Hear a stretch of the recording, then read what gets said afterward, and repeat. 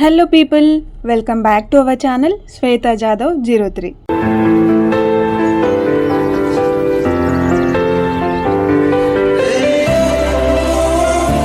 ఈ వీడియో ఏంటి అని అంటే నేను మీతో నాకున్న థాట్స్ని షేర్ చేసుకుందామని అనుకుంటున్నా. సో మేము ఇప్పుడు ఎక్కడున్నామని అంటే గండిపేట పార్క్కి వచ్చేసాము. వీడియోకి నా మాటలకి సంబంధం లేదు అని అనుకోకండి, జస్ట్ మీతో షేర్ చేసుకోవాలి అని అనిపించి చెప్తున్నా. మనకు ఎప్పుడు అనిపిస్తూ ఉంటుంది కదా, లైక్ ఈ హడావిడి లైఫ్లో ఒక్క చిటికేస్తే ప్రశాంతంగా అంత సైలెంట్గా పీస్ఫుల్గా అనిపిస్తే బాగుంటుంది అని అనుకుంటుంటాం కదా. మీరు అనుకుంటారో లేదో తెలీదు, బట్ నేనైతే అలానే అనుకుంటా.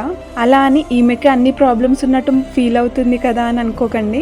మీరు బస్ స్టాప్ దగ్గర ఆర్ రోడ్ దగ్గర ఎక్కడైనా బస్ కోసమో ఆర్ దేనికోసమైనా వెయిట్ చేస్తూ మీ ముందు వెళ్తున్న వాళ్ళని, మీ సరౌండింగ్స్ వాళ్ళని ఎప్పుడైనా గమనించారా?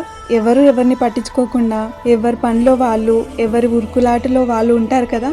నాకు వాళ్ళని చూస్తున్నప్పుడు అనిపిస్తూ ఉంటుంది, ఒక ఫాదర్ తన ఫ్యామిలీ కోసం 10 to 12 అవర్స్ వర్క్ చేసి అలసిపోయి ఇంటికి వెళ్తూ ఉండడం, 20+ ఏజ్ వాళ్ళు వాళ్ళకి ఆ జాబ్ ఇష్టం లేకపోయినా వాళ్ళ ఇంట్లో వాళ్ళని వదిలేసి, వాళ్ళ హోమ్ టౌన్ని వదిలేసి వేరే ప్లేసెస్కి వచ్చి మా ఫ్యామిలీకి నేను బర్డెన్ అవ్వద్దు అని, మా రిలేటివ్స్ మీ అబ్బాయి ఏం చేస్తున్నాడు ఆర్ మీ అమ్మాయి ఏం చేస్తుంది అని అడిగినప్పుడు వాళ్ళ ముందు మా పేరెంట్స్ ఒక క్వశ్చన్ మార్క్తో ఉండకూడదు అని, వాళ్ళ ప్యాషన్ వేరే ఉన్నా కూడా వాళ్ళకి నచ్చిన జాబ్ కాకపోయినా కూడా అదే జాబ్ కంటిన్యూ చేస్తూ రూమ్కి వెళ్ళే వాళ్ళు, ఇంట్లో ఉండకూడదు అని రోడ్ మీద వదిలేసి వెళ్ళిపోయిన ముసలి వాళ్ళని, వాళ్ళు అసలు ఎక్కడికి వెళ్ళాలో కూడా తెలియక క్వశ్చన్ మార్క్తో ఉన్న వాళ్ళు, అనాథ పిల్లలు, ఆ ఏజ్లో వాళ్ళ భవిష్యత్ ఏంటో కూడా తెలియని ఆ ఒక్క పూట ఫుడ్ దొరికితే చాలు అని అనుకునే వాళ్ళు, ఇంట్లో ఇబ్బందుల వల్ల నేను ఈ పని చేస్తే అయినా కొంచెమైనా హెల్ప్ఫుల్గా ఉంటుందేమో అని వర్క్ చేసే మదర్స్, ఇలా చెప్పుకుంటూ వెళ్తే చాలా టైప్స్ ఆఫ్ పీపుల్ని చూస్తూ ఉంటాం కదా.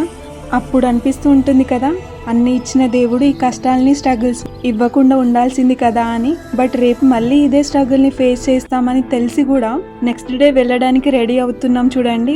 మనకి కష్టాలకు మించిన ధైర్యాన్ని ఇచ్చాడు కదా దేవుడు అని అనిపిస్తూ ఉంటుంది. అప్పుడు రోజు మన పేరెంట్స్ మన కోసం పడే కష్టాన్ని చూస్తే అర్థమవుతుంది, వాళ్ళ కోసం మనం ఎన్నిసార్లు ఓడిపోయినా మళ్ళీ ప్రయత్నిస్తూ ఉండాలి అని.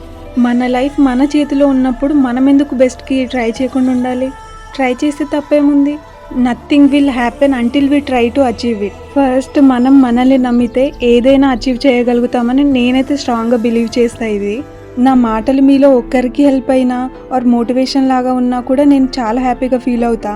ఎందుకంటే లైఫ్లో మనకు అన్నీ తెలిసినా కూడా మనకంటూ ఇది చేయి, ఇలా ఉండు అని చెప్పేవాళ్ళు ఉండాలి.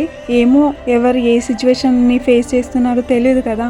సో మీరు మీ మైండ్లో ఒక మినీ యుద్ధమే చేస్తుంటే అప్పుడప్పుడు అన్నిటికీ ఒక స్మాల్ బ్రేక్ ఇవ్వండి, రిలాక్స్ అవ్వండి, మీ మైండ్ని ఫ్రెష్ చేసుకోండి. మీ ఫ్రెండ్స్తో అలా చిన్న ట్రిప్ వెళ్ళడానికి ప్లాన్ చేయండి ఆర్ పీస్ఫుల్గా ఉండే ప్లేసెస్కి, మీకు దగ్గరలో ఉన్న ప్లేసెస్కి వెళ్ళడానికి ట్రై చేయండి. ఒక 30 minutes ఏం థింక్ చేయకుండా ఆ మూమెంట్ని ఎంజాయ్ చేసి రిలాక్స్ అవ్వండి అండ్ మీ లైఫ్ని రీస్టార్ట్ చేసేయండి.